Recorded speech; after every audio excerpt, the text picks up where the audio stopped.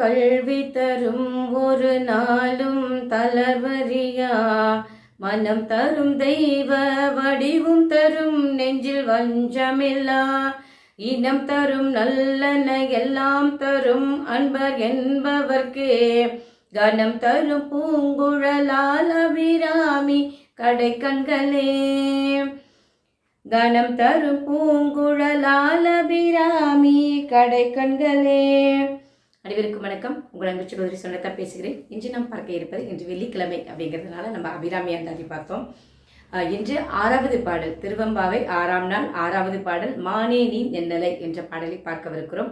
இதை நமக்கு அற்புதமாக வழங்க இருப்பவர் இப்போ இருக்க ஓதுவாமூர்த்திகள், மூத்த ஓதுவாமூர்த்திகள் ஐயாவும் அப்பாவோட நிறைய கச்சேரி போயிருக்காங்க, நிறைய பாடல் பாடியிருக்காங்க. திருமுறை கலாநிதி சிவத்திரு வேஸ் பாலசுப்ரமணியன் ஓதுவாமூர்த்திகள், அருள்மிகு தாய்மானநாத சுவாமி திருக்கோவில் மலைக்கோட்டை, திருச்சி மலைக்கோட்டை. ரொம்ப அற்புதமாக ஐயா நமக்கு இந்த பாடலை வழங்கியிருக்காங்க.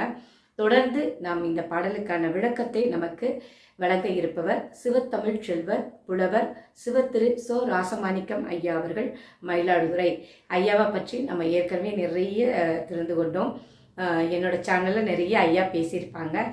பேராசிரியர்லாம் போன முறை அவங்க வேறு ஒரு 5 பாடல்களுக்கு விளக்கம் அளித்திருந்தார்கள். இந்த முறை வேறு 5 பாடலுக்கு விளக்கம் அளிக்கிறார்கள் மிகச்சிறப்பாக. ஐயா இன்றிலிருந்து ஐயா நமக்கு ஒவ்வொரு பாடலுக்கான விளக்கத்தை தருகிறார்கள், மிக அற்புதமாக ரத்தின சுருக்கமாக. ஐயா நிறைய பெரிய புராணம், திருமந்திரம், அந்த வகுப்பு என்ன தலைப்பு கொடுத்தீங்கனாலும் மிகச் சிறப்பாக அற்புதமாக பேசக்கூடியவர். அனைவரும் இந்த நல்ல நாளில் மானேனி நென்னலை என்ற பாடலையும் அதற்கான விளக்கத்தையும் பார்த்தும் கேட்டும் எம்பெருமானுடைய தரிசனத்தையும் பார்த்தும் இறையன் அருளை பெறலாம் என்று முறைப்பணியில் உங்கள் அன்பு சகோதரி ஸ்வர்ணலதா. திருச்சிற்றம்பலம். திருச்சிற்றம்பலம். தென்னாடுடைய சிவரே போற்றி, எந்நாட்டவர்க்கும் இறைவா போற்றி. மாணிக்க வாசக சுவாமிகள் மலரடிகள் போற்றி போற்றி. இன்று திருவெம்பாவிலே 6வது பாடல் மானேனி நென்னலை. அடியன் திருமுறை கலாநிதி பாலசுப்ரமணியம் ஓதுவார், திருச்சிராப்பள்ளி மலைக்கோட்டை தாய்மான சுவாமி கோயில் ஓதுவார்.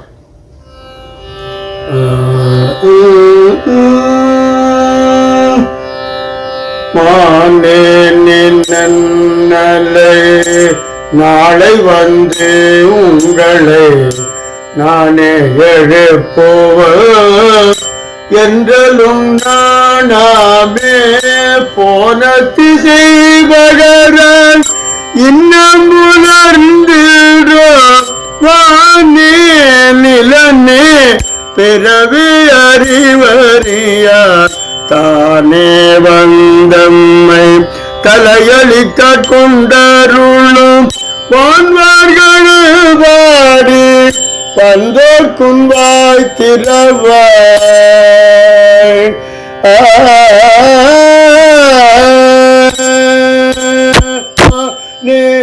நென்னலை நாளை உங்களை நானே எழுப்புவர் என்றலும் நானாமே போன திசை பகர இன்னும் புலகின்ற வானே நிலனே பிறவி அறிவறியா தானே வந்தம்மை தலையளித்த கொண்டரும் வான்வார் கடல் பாடி வந்தோர் குங்காய் திறவார் ஊனே ஊருகார் ஊனே ஊருகார் உனக்கே உரு எமக்கு ஏனோர்க்கும் தங்கோ நெய் பாடேலோர் எம்பாவார் ஊனே ஊருகார் உமக்கே உரு எமக்கு ஏனோர்குதக நெய் பாடேலோர் எம்பாவார்.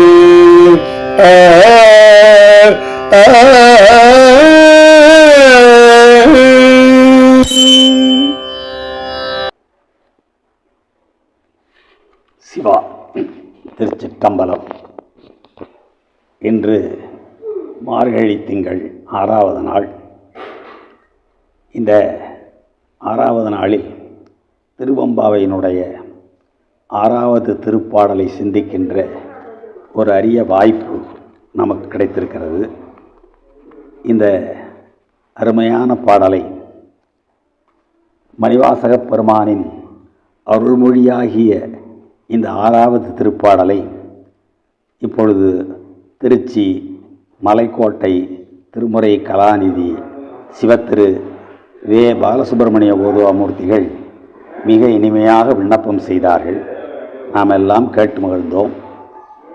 அந்த நிலையில் இந்த பாவை நோன்பு மேற்கொள்ளுகின்ற பெண்கள் வைகறை பொழுதிலே துயிலெழுந்து தம்மையொத்த நோன்பு மேற்கொள்ளுகின்ற பிற கன்னி பெண்களையும் துயில் எழுப்பி பெருமான் புகழை பாடிக்கொண்டு மார்கழி நீராடி பாவை நோன்பெடுப்பர். இவ்வாறாக இதுவரை 5 நாட்கள் ஒவ்வொரு பெண்ணையும் எழுப்பி கொண்டு வந்து குளிர்ந்த பொய்கையிலே நீராடி மகிழ்ந்து பாவை நோன்பு மேற்கொண்டிருந்த அந்த பெண்கள் இன்று 6வது நாள் ஒரு பெண்ணை எழுப்பப் போகிறார்கள். அப்பொழுது அவர்களுக்கு ஒரு நினைவு வருகிறது. நேற்று இரவு கன்னியர்களெல்லாம் கூடி மார்கழி நோன்பை பற்றி பேசி கொண்டிருந்த பொழுது இன்றைய பாடலிலே கூறப்பெறுகிற பெண் எல்லாரையும் பார்த்து என்ன சொன்னாள்? நாளைக்கு நானே வந்து எழுப்புகிறேன் பாருங்கள் என்று சொல்லி சென்றவள் சொன்ன மண்ணும் வந்து எழுப்பாமையினாலே துயிலுகின்ற அவளை பிற பெண்கள் எழுப்புவதாக அமைந்திருக்கிறது இந்த 6வது திருப்பாடல். இந்த பாடல் என்ன என்பதை பார்த்துவிட்டு அதனுடைய விளக்கத்தை நாம் சிந்திக்கலாம். மானே நீ நென்னலை நாளை வந்து உங்களை நானே எழுப்புவன் என்றாலும் நானாமே போன திசை பகராய் இன்னும் புலர்ந்தின்றோ வானே நிலனே பிறவே அறிவறியான் தானே வந்து எம்மை தலையடித்து ஆட்கொண்டருளும் வான்வார் கடல்வாடி வந்தோர்க்கு உன் வாய்திரவாய் உனே உருகாய் உனக்கே உறும் எமக்கும் ஏனோர்க்கும் தங்கோனை பாடியலோர் எம்பாவாய் என்பது மணிவாசகப் பெருமானின் அருள்மொழியில் கிடைத்த மிக அருமையான ஒரு 6வது திருப்பாடல். இந்த பாடலுடைய விளக்கம் என்ன என்பதை நாம் பார்ப்போம். அன்பர்களே, நீராட அழைக்க வந்த பெண்கள் உள்ளே உறங்கிக் கொண்டிருக்கிற பெண்ணை மானே என்று அழைக்கிறார்கள். அவ்வாறு அழைத்து என்ன சொல்கிறார்கள்? நேற்று நாம் எல்லாம் மார்கழி நோன்பை பற்றி உரையாடி கொண்டிருக்கும் பொழுது நீ என்ன சொன்னாய்? நாளைக்கு நானே வந்து உங்களை எழுப்புவேன், உங்களையெல்லாம் எழுப்புவேன் என்றாயே. அவ்வாறு சொல்லிய வண்ணம் செய்யாமல் சிறிதும் வெட்கமின்றி உறங்கிக் கொண்டிருக்கிறாயே, நீ எங்கே போனாய்? நீ போன திசை யாது? அதனை சொல்வாயாக என்று கேட்ட அந்த பெண்கள், நாங்களெல்லாம் யாரை பாடி வந்திருக்கிறோம் தெரியுமா? நீ இன்னும் பொழுது விடியவில்லை என்று கருதி உறங்கிக் கொண்டிருக்கிறாய். நாங்களெல்லாம் யாருடைய புகழை பாடி வந்திருக்கிறோம் தெரியுமா? அவர் மிகப்பெரிய பெருமான். வானுலக தேவர்களாலும் மண்ணுலகத்திலே வாழ்கிற மக்களாலும் கீழும் மேலும் உள்ள பிற உலகங்களில் வாழ்பவர்களாலும் அறிந்து கொள்வதற்கு அரிய பெருமான்.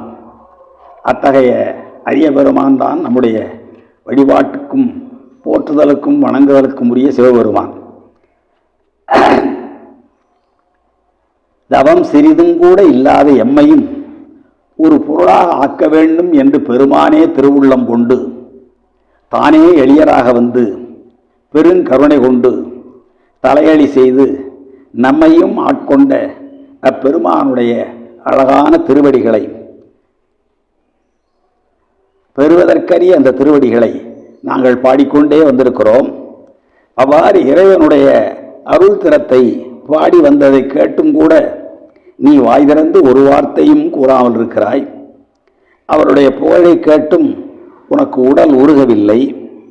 உனக்காகவே வந்திருக்கிற எங்களுக்காகவும் மற்றவர்களுக்காகவும் நீ நம்முடைய தலைவரை பாட எழுந்து வருவாயாக எம்முடைய பாவையே என்று கூறி எழுப்புவதாக இந்த பாட்டினுடைய பொருள் அமைந்திருப்பதை பார்க்கிறோம். இந்த திருப்பாட்டின் வழியாக மணிவாசகப் பெருமான் என்ன சொல்லுகிறார் என்றால், நாம் பெருமானை வழிபாடு செய்கிற பொழுது நாம் மனத்தால் அவரை நினைக்க வேண்டும், மொழியால் அவரை பாட வேண்டும், உடம்பால் அவரை நினைந்து உருக வேண்டும். இவ்வாறாக மனம் மொழி மெய்களால் வழிபடும் அடியவர்கள் யாராக இருப்பினும் அவர்களை நோக்கி இறைவன் பள்ளம் நோக்கி பாய்ந்து வருகிற வெள்ளம் போல விரைந்து வந்து அருள் செய்வார் என்பதனை மணிவாசகப் பெருமான் இப்பாடல் வழி உணர்த்துகிறார். இங்கே உள்ளே உறங்கும் பெண்ணை இவர்களெல்லாம் மானே மானே என்று அழைக்கிறார்களே, அவ்வாறு ஏன் அழைக்கிறார்கள் என்றால், ஒரு பெண்ணுக்கு மானை ஓமை சொல்லுவது மரபு. மானுடைய பார்வை மிக மருண்டது.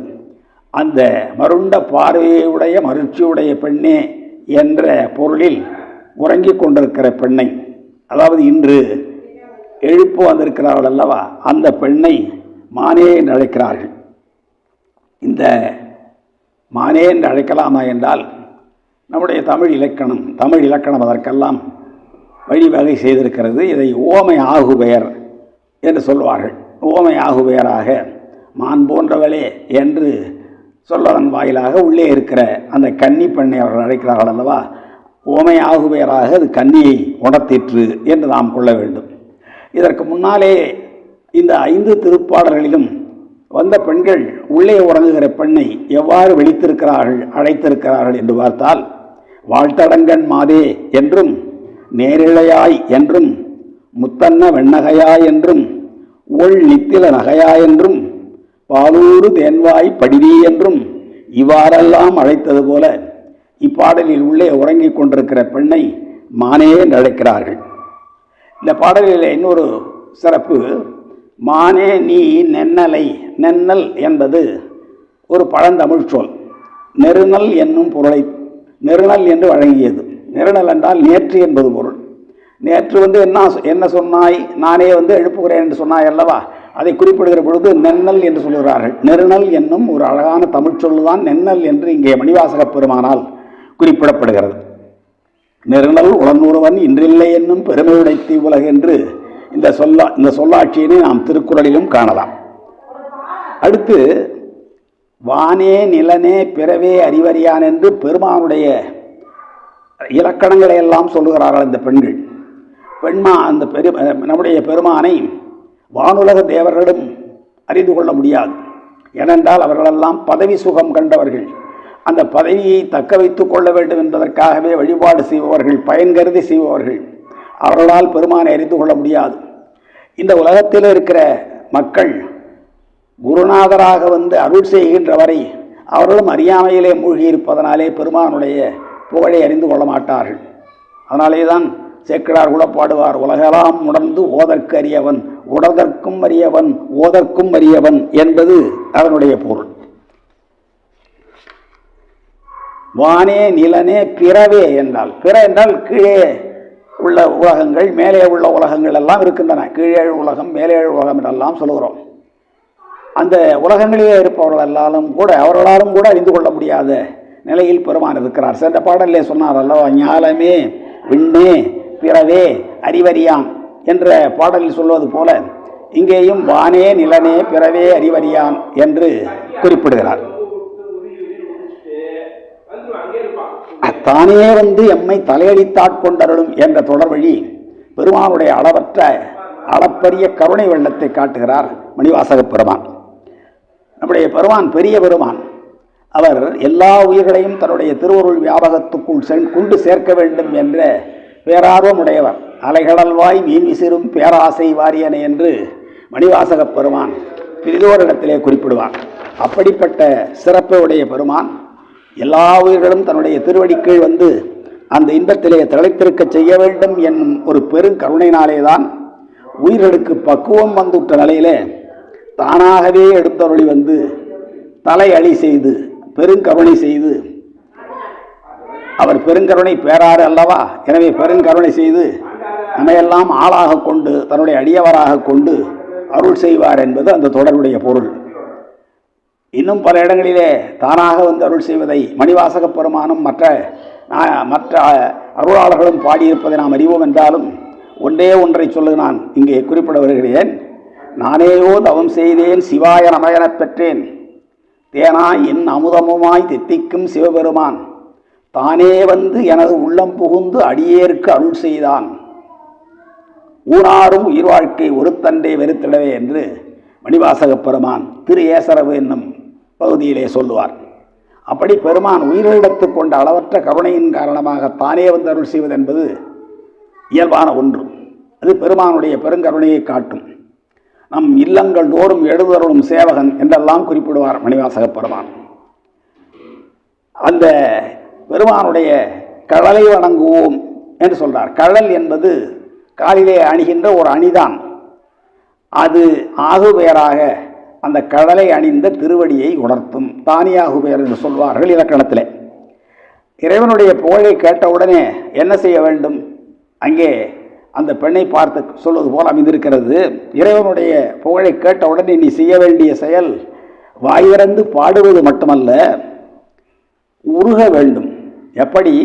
புன்புலால் யாக்கை புரை கரிய பொன்னெடும் கோயிலா புகுந்து என் என்பெல்லாம் ஒருக்கி எளியாய் ஆண்ட ஈசனே என்று மணிவாசக பெருமான் பாடுவது போல நம்முடைய இந்த புலால் யாக்கை உள்ளே என்பெல்லாம் நெக்கு உருக பாடுவதோடு மட்டுமல்லாமல் என்பெல்லாம் நெகிழ்ந்து உருகுமாறு நம்முடைய மனநிலை மாற வேண்டும்.